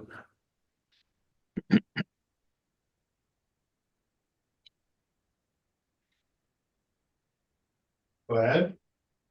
Okay, so we have again one premise with two income streams under the same premise again. 6,302 square feet, and the market rent rate that we've applied is $27.48 per square foot. That gives us an annual income of $173,191. And that again, that is $27.48 per square foot. The assessor's rate was $29.40 per square foot. We have an expense allowance of $5,848,000. We have a net operating income of $163,879, capitalization rate of 6.50. Sorry, can you hear me still? Yeah, we can hear you. Okay. Just an odd buzz there for a moment. Yeah, I noticed that as well. I was wondering whether my headphone had disconnected. Yeah, no, it seems to be still good. We're good. Go ahead. Okay, so capitalization rate of 6.50 and an income value of 2,521,217 or 217. We have adjustments of 1,353,000. Again, that's for the cost items, the canopies, pumps, and tanks, and an indicated market value of $3,874,217. And that is rounded to $3,874,000. Beyond that, the income expenses that were supplied by the client, which shows that they are compliant. So I am open for questions. Thank you very much. Questions at this time? No one's. Thank you very much. Ms. Anderson, questions? Yes, thank you. Mr. Navarro, just in regards to the cap rate of 6.5%, that's consistent with previous properties. My only question in that regard relates to the age of this property. It's new, 2022. And so I'm just wondering if you can comment in regards to the cap rate being the same as some of the properties. Well, they're 2002 properties, some of them. So Right. if you can comment on that, please. I mean, in terms of the age, there would be less maintenance that would be required on one of these properties. However, with gas stations, that is a particular issue that has to be addressed either way. So the pumps, the tanks, all of those have to be continuously maintained or replaced over a certain amount of years, typically about 10 years. So all of these properties would have, in terms of their repair and maintenance, they would all be similar. Yes, the property would be newer. However, we think that the more important issue is the location of the property. And that's what drives the business itself. So all of these properties, whether they're on Henderson Highway or Portage Avenue or St. Mary's, St. Vital, they generally are placed in very strategic locations. And that is essentially what drives the income for the property, the business side of it, not the real estate. So that in itself, we think is the most important parameter for the property in terms of its value, is its location. Now, there are some properties that are located, for example, within neighborhoods, not necessarily large arteries like Portage Avenue or Main Street or those types of property, those types of areas. And in those cases, you would find that we would adjust the value upward or the cap rate upward for those properties that are not so strategically located. So you may find that in the next property that may be the case. But in terms of the age of the property, no, I mean, a lot of that is just captured in the value, the income of the property. So there may, I don't know, 6.5 is as low as we go. Whether there would be another adjustment beyond that, I can't make it simply because that's what we have in our retail parameters. But certainly, if the panel thought that there was a requirement for a lower cap rate, yes, I mean you could make that. But I think the point that we've hammered today is that we don't agree with cap rates that are in the 5 range, and that's the biggest issue. So whether you set, for example, cap rate at 6.25 or 6.0, that's fine. But the problem is cap rates that are as low as 5, and in some cases lower than 5. So I hope that answers your question. Yes, it does. Thank you very much. That was helpful. Thanks for your presentation. That's my only question. Thank you very much. Ms. Del Oro, any questions at this point? I have no questions, thank you. Yeah, and I'm just gonna make a question, Mr. Navarro, with respect to the rate that you have chosen for the car wash part of this, and again, forgive me, but I understand overall it comes out a different way, but when you have a $20 rent for a car wash, which is basically a building housing machine, nothing more. In the case of the drive-through car washes, you still think that the $20 rent that you're applying to that makes sense overall? And I get that at the end of the day, it's $27 a square foot overall, and you know, it comes out of the wash. But when I look at this on its own and just kind of look at it and go, does that make sense? Well, I'll see what the assessor has applied, 1129, and then they've applied.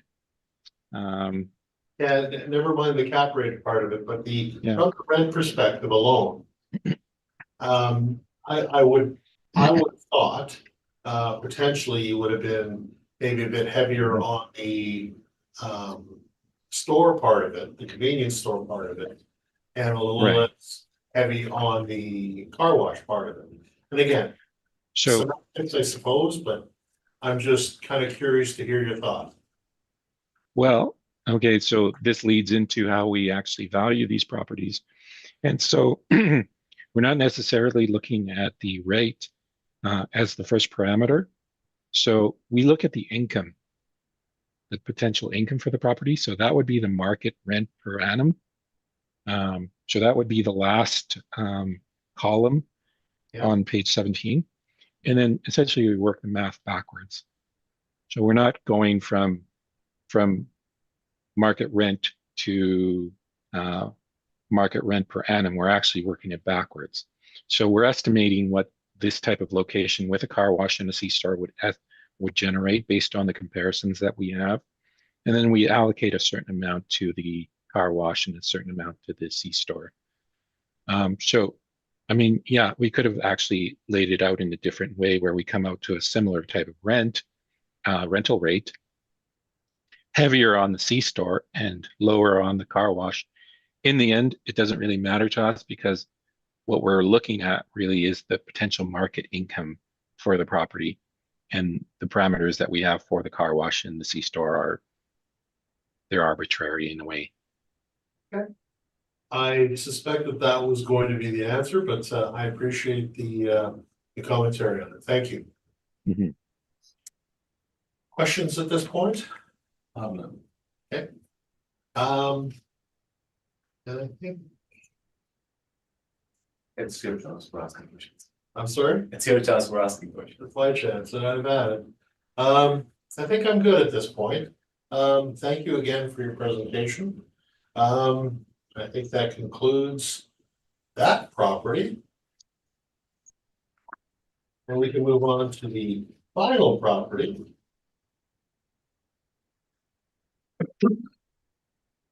That being 1034 Beaver Hill Drive. Boulevard, sorry.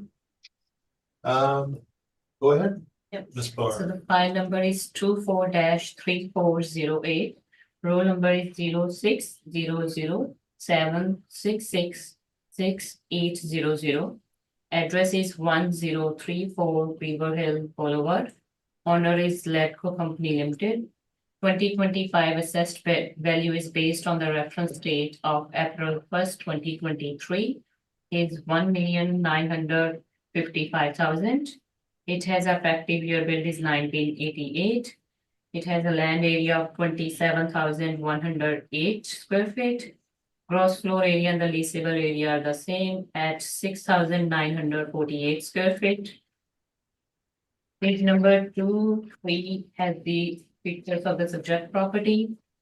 It is located in between Beaver Hill and the Vermilion Road. Subject property is the second property from the intersection. Page number 4 shows that subject property do not have any sales history. Subject property has been reported that the lease of neighborhood car wash lease starting March 2020 to February 2025. They reported about the land area of 0.62 acre, which I believe is nearly the land area of 27,108 square feet. Page number 5, I have the same set of the rent comparable I have been presented since morning. Page number 6 shows the subject property has 2 income streams. The first one is the vehicle car wash. It has a leasable area of 5,868 square feet with the net rent 9.15, which generate the potential rent of 53,692 with the vacancy loss at 2%, expense at 3%, shortfall of $6 per square foot, generates the net operating income of 50,335 with the cap rate of 6.55% and the additional building value of 292,000 has the market value of 1,060,000. And the income stream 2 has the SKP store with the leasable area of 1,080 square feet with the rent of $41.97, generates the potential rent of $45,328. And the vacancy loss same at 2%, expense at 3%, shortfall of $6 per square foot generates the net operating income of 42,958. The cap rate has been applied 4.80%. As the market value comes up 895,000. Page number 8 has the income value summary for the both income stream, which shows the blended cap rate of 5.61%. And the page number 11 through page number, I believe 17, has the income and expense information. Although it does not mention in the income and expense mailer, they have not picked on if it is fully owner occupied or partially. But as they mentioned, the property owner name is the same, which is matching with the subject property. So I am strongly saying it is the owner occupied building. And the page number 18 through 30 has the rent comparable pictures. So that is the end of my presentation. Any question? Thank you. Very much. Questions, Mr. Navarro?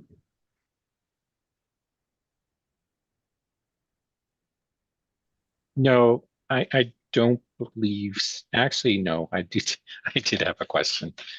In terms of your capitalization rate for your first income stream, that is the vehicle car wash, you're all the way up to 6.55.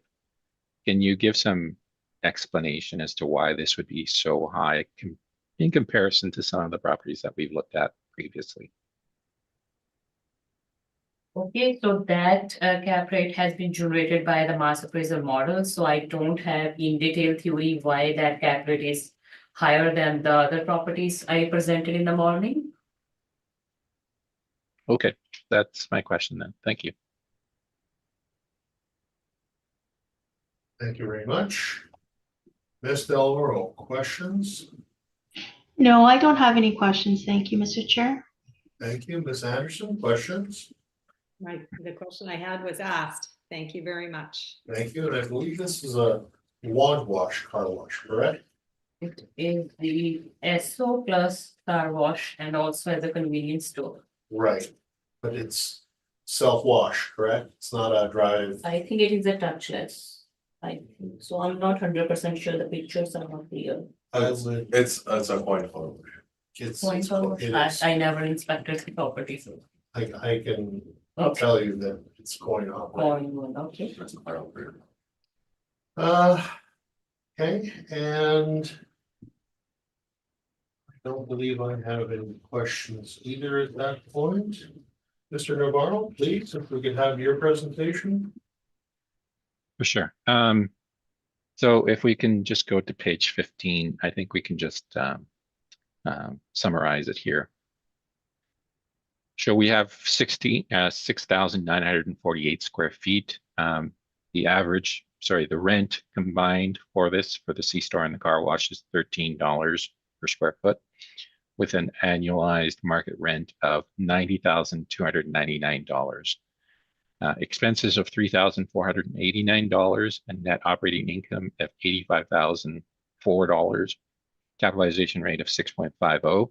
That gives an income valuation of $1,307,761. Adjustments of $292,000.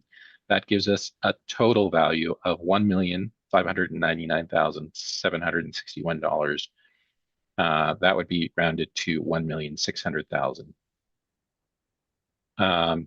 In terms of the capitalization rate, again, it is the lowest cap rate. I was actually mistaken, Ms. Anderson, when I spoke. I think I spoke too soon previously when I was talking about this location. I didn't realize that this is actually right next to Southdale Center and Southdale Square on Fermor Avenue, so it is a pretty busy hub. So that is why we chose the lower end of the top quality for the cap rate. So I'm open for questions. At this point, Okay, so I would like to get more clarification about the market rent for the subject property. So that $13, you get it from the income and expense mailer, or the owner gave you that figure? Uh, That $13 you mentioned in the page number 13. right. So there is a rent there. I believe it says $25.25 per month. I would like to highlight that you also choose the subject property as your rent comparable number 7. And the monthly rent is 7,525, not 2525. Oh, yes. Okay. Yeah. Yeah. So that is exactly what we've written on page 12. But And my confusion point is that in the income and expense mailer, they mention 0.62 acre. If I am converted into square feet, which comes up 27,108 square feet, which is nearly equal to the land area. So I do think so. The property owner mentioned overall land area monthly rent, not like a gross or the leasable area. So that's how you calculated $13 is too cheap. okay. So let's be clear about this. All of these gas station leases are really land leases. So they are renting land there. They're not representative of what the improvements are actually worth. That we use those rates to establish market rents for this type of property based on those leases. However, in terms of really coming up with a subjective or a objective rent for this type of property, it's really unknown as to what these properties would rent for if they were just renting for the real estate. So even the comparisons that you have of are of land leases show the rent that they're generating is on the lower side of the comparisons that I have for C-store and car washes. And you can see that I have 1, 2, 3, 4, 5 comparisons highlighted in green. going from 90,300 all the way up to $126,999. So while it's on the lower end, it is still within the range. Yeah, so that's what I would have to say about that. Yep, thank you. That's questions. I have it. Thank you. Thank you very much. And questions, Ms. Delora? No, I don't have any questions. Thank you. Thank you very much. Ms. Anderson, questions? I don't have any questions. Thanks for your presentation. Thank you. And the only thing I'm just verifying, the rounded value is $1,600,000 even, correct, Mr. Navarro? Correct. Thank you very much. Those are my questions, and